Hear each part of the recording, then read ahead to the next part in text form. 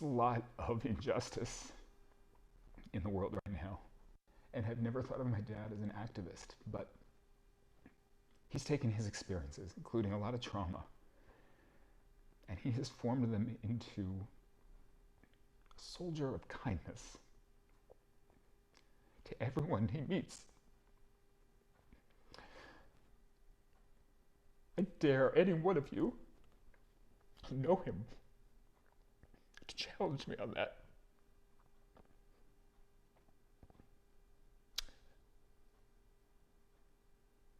His heart was filled with kindness by instinct.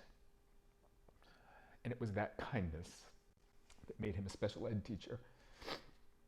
It was that kindness that in 2002, when his middle school principal was trying to move special ed students to other schools because they were bringing the test scores down, Dad organized a group of his colleagues to subtly push back, to let those parents know that their kids belonged in his classroom.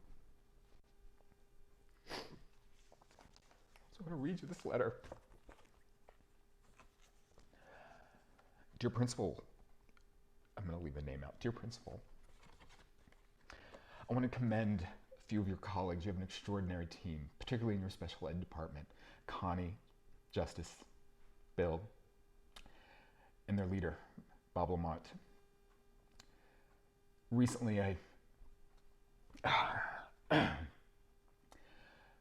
theirs were among a number of anecdotes and stories that helped catalyze more stories and organize more efforts for teachers across the country.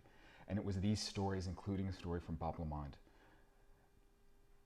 that I shared and convinced my colleagues to make an adjustment and to change the rules such that test scores will accommodate special ed. Principal, I understand that you may not have supported their efforts, but let me say this. It's my job to make sure that you have the resources for your students to succeed, and it is your job to ensure that they do. The next time you think that someone should leave your school, perhaps it should be you. Senator Dianne Feinstein.